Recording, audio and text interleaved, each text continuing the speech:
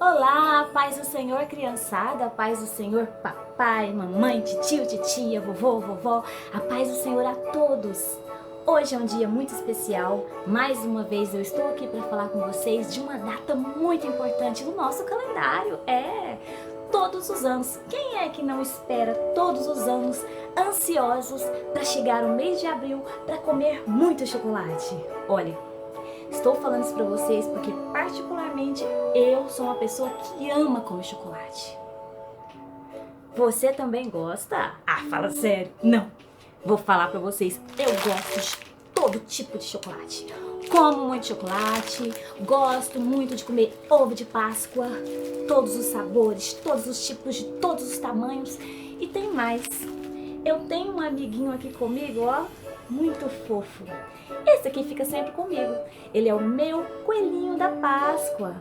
Mas, deixa eu contar um negócio pra vocês. Esses dias, a tia Claudiana estava estudando a Bíblia, a Palavra de Deus. E sabe o que eu descobri?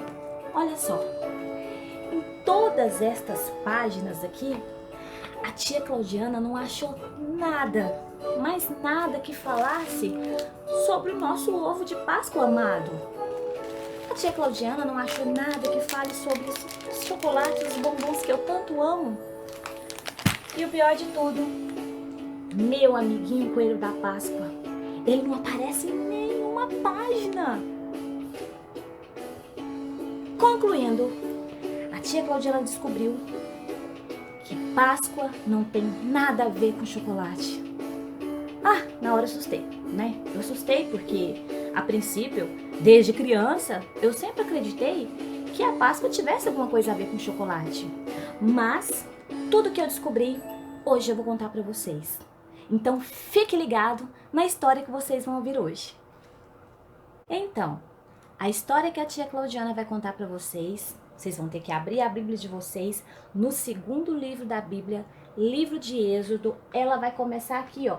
Ela começa no livro de Êxodo, capítulo 1, a partir do versículo 8. O povo de Deus se tornou escravo no Egito. Então, após ouvir o clamor de seu povo, Deus levantou um homem chamado Moisés para ir até Faraó e os tirar daquela vida de aflição. Mas Faraó estava com o coração endurecido e se recusava a deixar o povo ir. Então, Deus enviou 9 pragas contra o Egito. Porém, Faraó continuava com o coração endurecido. Foi aí que Deus mandou a 10ª e pior de todas as pragas. Disse o Senhor a Moisés: à meia-noite eu sairei pelo meio do Egito e todo primogênito na terra do Egito morrerá, desde os homens até os animais. Porém, o Senhor iria poupar os filhos do seu povo. Mas para isso, o povo deveria seguir as instruções do Senhor.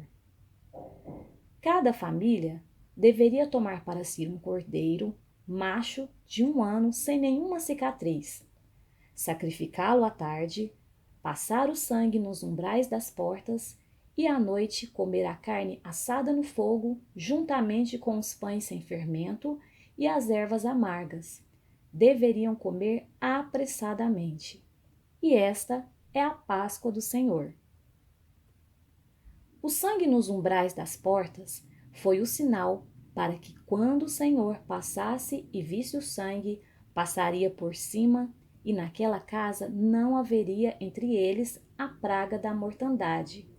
E disse mais o Senhor: e este dia vos será por memória, e celebrá-lo-ei por festa ao Senhor nas vossas gerações. E para os vossos filhos dirás: este é o sacrifício da Páscoa ao Senhor, que passou às casas dos filhos de Israel no Egito, quando feriu aos egípcios e livrou as nossas casas. Então, pessoal, vocês gostaram dessa história? Que história linda, né? Muito linda, muito emocionante, que infelizmente muitas pessoas ainda não conhecem. Então é pra gente saber o quanto, mas o quanto que Deus nos ama, o quanto que Deus ele tem zelo pelo seu povo desde o princípio. Ele sempre cria estratégias, ele sempre cria uma forma de defender o seu povo, de dar liberdade, de dar condição para que todos fiquem bem, que todos fiquem felizes. Só que, dando continuidade nessa história, eu gostaria de falar para vocês o seguinte: isso foi há muito tempo atrás. Só que depois disso, sabe o que aconteceu? O homem foi esfriando, foi conhecendo coisas que desagradavam a Deus. E acabou que chegou um período em que o homem estava assim, ó, com o coração todo ferido, com o coração todo machucado, com o coração, ó, cheio de manchinhas. Sabe o que essa manchinha aqui quer dizer? Isso aqui chama-se pecado. O homem fica com o coração dessa forma sempre quando ele faz coisas que desagradam a Deus. Só que Deus, ele ama tanto, mas tanto a humanidade, ele ama tanto o homem, a sua obra mais perfeita, que Deus pensou em mais uma estratégia.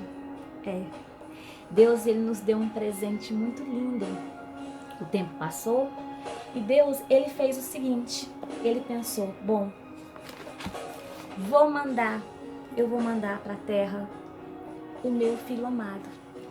Então Deus, ele mandou o seu único filho, que estava lá sentado do seu lado, para que viesse e nos libertasse da condenação eterna.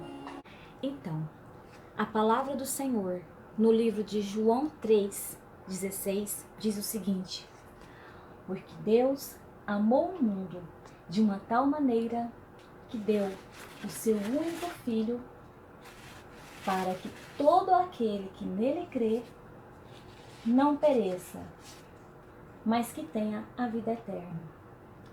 Então, meus amados, foi isso que aconteceu. Jesus Cristo veio, ele foi crucificado, ele foi sacrificado. Vocês lembram da história que nós falamos lá do livro de Êxodo, quando eles precisaram de sacrificar um cordeirinho, um cordeiro que não tinha nenhuma cicatriz, um cordeiro perfeito? Então, Jesus Cristo, ele é o nosso cordeiro. Jesus Cristo, ele veio e ele foi sacrificado.